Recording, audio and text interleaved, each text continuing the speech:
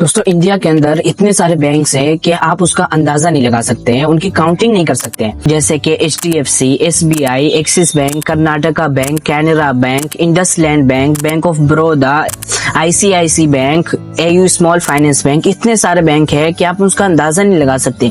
कुछ बैंक ऐसे जो हाई लेवल है जैसे कि SBI बैंक और इसी तरह HDFC, ICICI बैंक, और कुछ ऐसे है जो मीडियम है जैसे कि axis bank, Punjab national bank, bank of Baroda, और कुछ ऐसे जो लो कैटेगरी के यानी बहुत छोटा बैंक है जैसे कि AU small finance bank, capital small finance bank, इस तरह के और भी बहुत सारे हैं।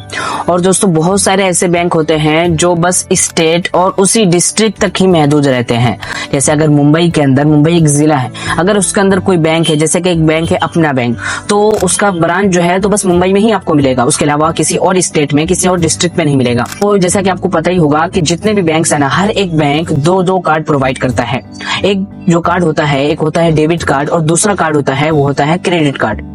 तो डेबिट और क्रेडिट कार्ड दोनों क्या होता है, दोनों आज हम अपने इस वीडियो के अंदर दोनों कार्ड के बारे में पूरी डिटेल्स के साथ जानेंगे कि कार्ड का क्या फायदा है, दोनों कार्ड के अंदर फर्क क्या है, पूरी डिटेल्स के साथ जानेंगे। तो दोस्तों अगर आप हमारे चैनल पर नए हैं तो चैनल को सब्सक्राइब करना हरगिज ना भूलिए।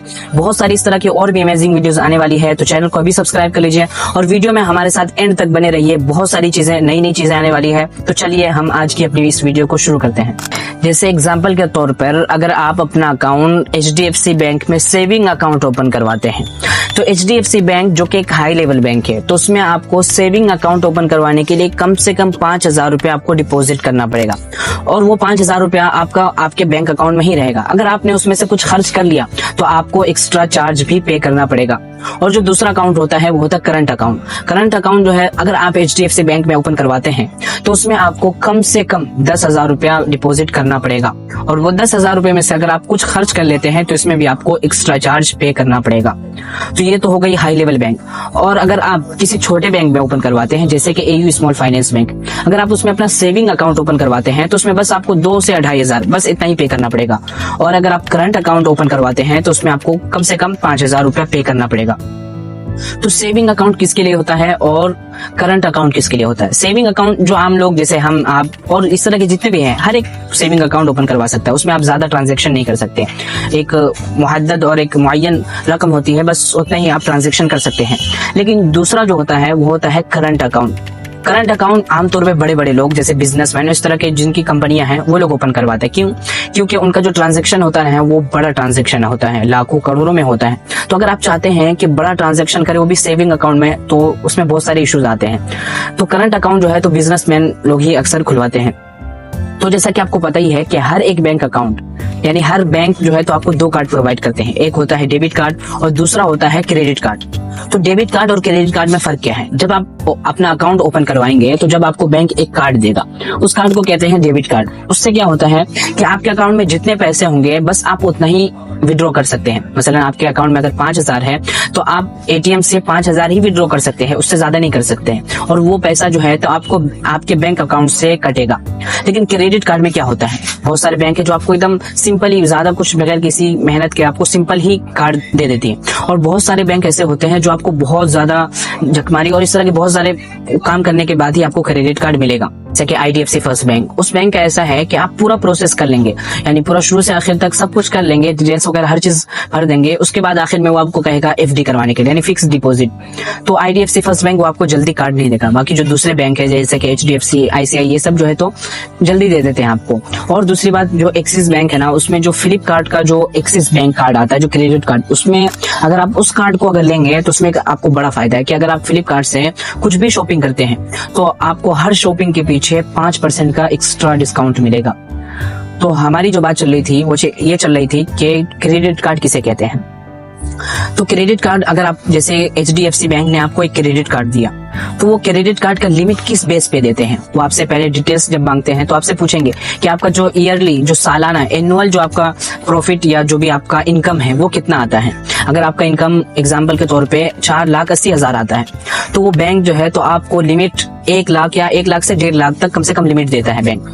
तो अगर आप कार्ड मसलन आपको मिल गया और कार्ड से आपने अमेजोन या फ्लिपकार्ट पे या कहीं आपने विड्रॉ किया स्वाइप मशीन के जरिए, तो अगर आपने 5,000 का शॉपिंग किया तो 5,000 का शॉपिंग करने के बाद क्रेडिट कार्ड का जो सबसे बड़ा फायदा है वो ये है कि आपको एक तो जरूरत पर काम आ जाता है, और दूसरी बात यह है कि उसमें ज्यादा इंटरेस्ट वगैरह नहीं रहता। जैसा कि अगर आप किसी से कर्ज लेंगे, तो अगर किसी से बैंक से मसलन 5 लाख का अगर आप कर्ज ले रहे हैं तो बैंक कम से कम आपसे 15 या 16% जो है तो आपसे इंटरेस्ट लेगा। लेकिन क्रेडिट कार्ड में क्या होता है कि आप जो खर्च करेंगे या जो आप शॉपिंग करेंगे, तो अगर आप अमेजोन पर शॉपिंग करते हैं तो जितने का मसलन आपने 300 का शॉपिंग किया तो 300 ही बस आपको पे करने पड़ेंगे, एक्स्ट्रा कुछ नहीं।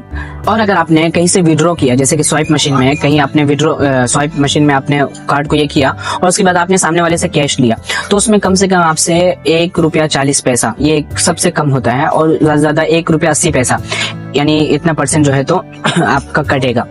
तो वो जो एक है वो चार्ज होता है, जो कि आप लोन के मुकाबले में बहुत ही छोटा और बहुत ही कम है। तो अगर आपने अमेजोन पर शॉपिंग किया, 300 का अगर आपने शॉपिंग किया अमेजोन पर, तो आपको बस 300 ही भरने पड़ेंगे, एक्स्ट्रा कुछ नहीं। लेकिन अगर आप लोन लेते हैं, 5 लाख का लोन लिया, तो आपको उस पर 16% इंटरेस्ट भरना पड़ेगा। तो ये हो गई इंटरेस्ट की बात, यानी दोनों में फर्क क्या है। तो अगर आपने 5,000 रुपया अगर आपने विड्रॉ किया या आपने 5,000 का शॉपिंग किया, तो उसमें क्या होगा कि 40 दिन के अंदर आपको ये 5,000 रुपया भरने पड़ेंगे। आपको जो कार्ड है वो पेटीएम के जरिए या किसी भी, बहुत सारे ऐप है जैसे पेटीएम है, क्रेड है और इस तरह के और भी बहुत सारे ऐप है, तो आप उसके जरिए भर सकते हैं। अगर आपने 40 दिन के अंदर ये 5,000 रुपए जो थे, ये अगर आपने 40 दिन के अंदर दे दिए और वो जो पे कर दिया आपने कार्ड के अंदर, तो आपको एक्स्ट्रा चार्ज कुछ नहीं देना पड़ेगा। जितना आपने विड्रॉ किया था, जितनी की आपने शॉपिंग की थी, बस उतना ही पैसा आपको देना पड़ेगा। लेकिन अगर आपने 40 दिन से एक दिन भी अगर लेट किया, तो आपको एक्स्ट्रा चार्ज कम से कम 500 से लेकर के 1000 के बीच तक आपको एक्स्ट्रा चार्ज देना पड़ेगा।